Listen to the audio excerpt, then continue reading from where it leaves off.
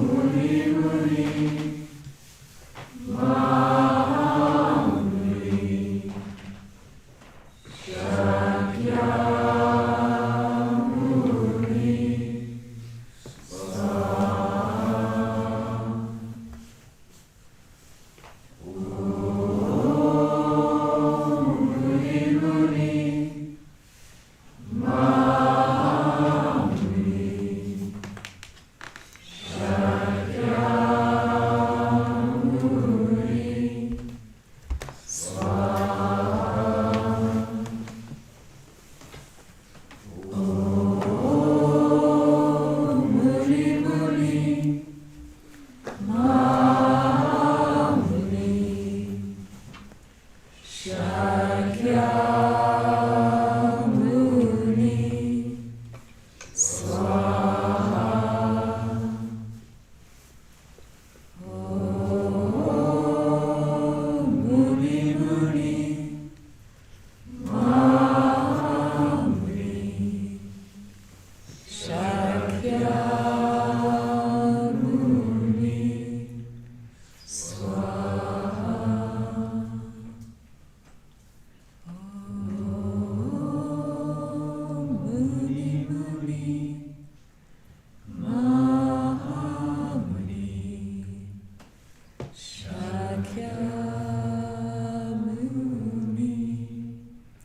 Swaha.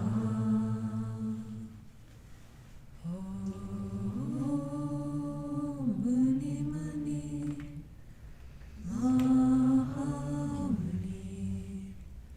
Shakyamuni Swaha. Om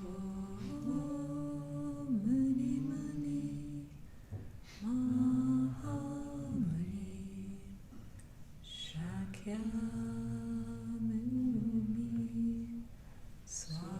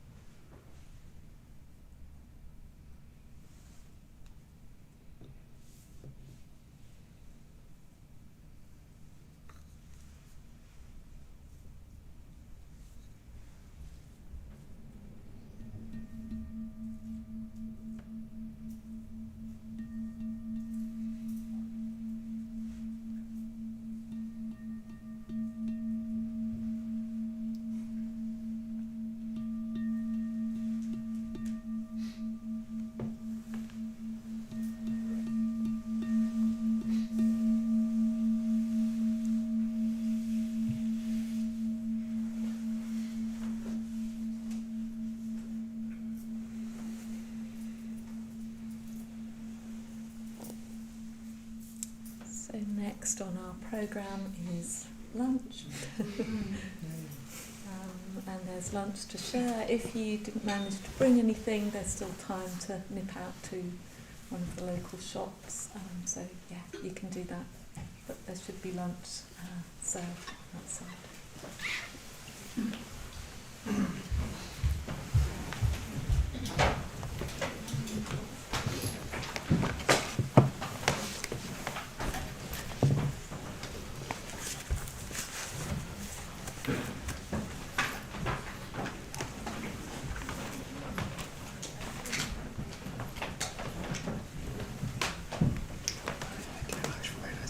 Oh, good. Oh, good. First one.